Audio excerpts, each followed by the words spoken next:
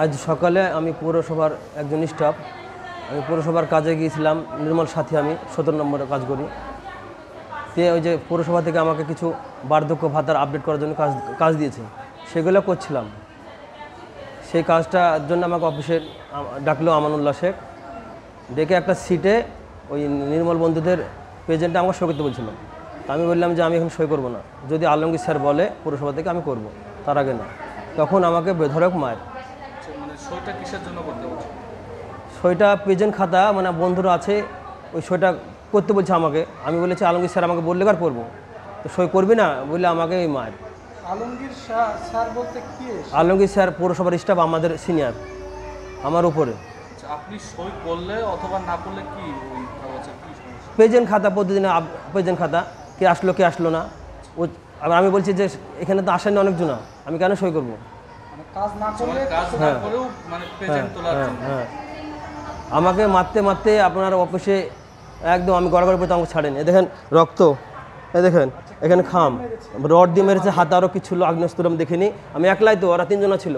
আসাদুল শেখ ছিল, হাসিবুল মণ্ডল ছিল, আমানুল্লাহ ছিল।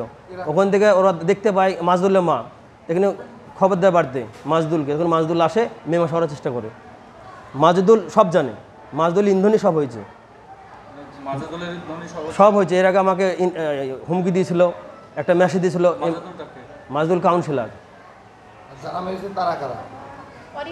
ওরই ভাই, চাচাতো ভাই আমানুল্লাহ শেখ। এই গত স্মরণসভা হলো না MLA-র, সেদিনকে পুরসভা ডেকে আমাকে অফিসের ভিতরে হুমকি দিচ্ছে আমানুল্লাহ শেখ, তোকে মেরে ফেলবো, কাউন্সিলর রাখছি, সই করবি না কেন। সেই দিনকে সাক্ষী আছে আলমগীর স্যার, সেই দিনকে স্বয়ন। আমি চাইছি সুষ্ঠুভাবে এর একদম সঠিকভাবে সঠিক মানে বিচার হোক, এবং তদন্ত করে সঠিক বিচারটা হোক। আমি বিচার চাই। আমার কেন মারলো? আমি তো পুরসভার স্টাফ, আমি তো কাজ করতে গেছিলাম। এরকম করলে তো কাজ করা যাবে না। প্রাণে ঝুঁকি নিয়ে কী কাজ করবো বলেন? আমার 3টে মেয়ে আমাকে যদি মেরে ফেলে, আমি যদি মরে যাই, তাহলে আমার বাড়ি কে সংসার চালাবে বলেন? আমি থানায় অভিযোগ করব। আমি হসপিটালে এখন ট্রিটমেন্ট করছি, আমার শরীরটা খারাপ। আমি ওর বাড়িতেও আমি পড়ে গেছিলাম। হ্যাঁ, আমাকে একটু জল চাইছিলাম, ওরা কে দিল জল জানি না।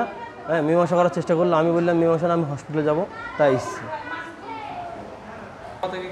পৌরসভায় আমি SDO স্যারকে জানিয়েছি, ইও স্যারকে জানিয়েছি। তারা যে বিচার করবে সে বিচারে মাথা পেতে নেব। যেহেতু আমি একজন স্টাফ, আমি পৌরসভা কাজে গেছিলাম। আমার বাড়ি থেকে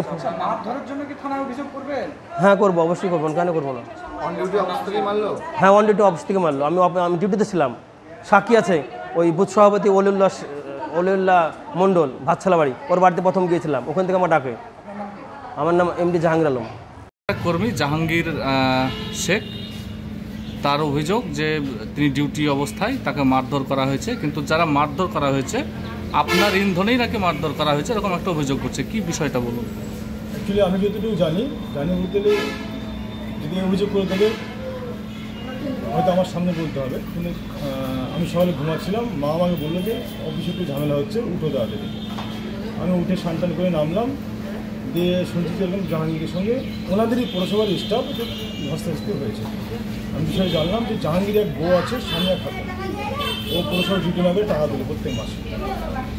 আরেকটা স্টাফ যে সুপারভাইজার আছে আমানুল্লাহ, সে বলেছে যে এর বেতন দেওয়া যাবে না, এটা নিয়ে সমস্যা। আমি গত মাসে SDO সাহেবকে অভিযোগ করেছি বাই ফোনে, এবং গত মাসে ওনার বেতন বন্ধ হয়েছে। জাহাঙ্গীর চাইছে এই মাসে বেতনটা দিতে হবে ওনার পক্ষে, কাজ না হলে কেন বেতন দেবে? পৌরসভায় এমনিতে বেহাল দশা।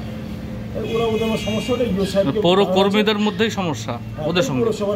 তাহলে আপনার ইন্ধনে মারধর হয়েছে বলছে? জানতামই না। ওকে আপনি জিজ্ঞেস করবেন যে ওকে ছিল না জানতো। আমি ঘুমাচ্ছিলাম, ঘুম থেকে আমার তাহলে কি আপনাকে ফাঁসানোর চেষ্টা করছে? কোনো ফাঁসানোর কিছু নেই, এরকম ব্যাপার না। ওটা সাধারণ মানুষ, ওকে ও আমার কি ফাঁসাবে বা ও আমার কি করতে পারবে? ওটা সাধারণ মানুষ, ও চুরি করেছে পৌরসভায়, শাস্তি আর হবে।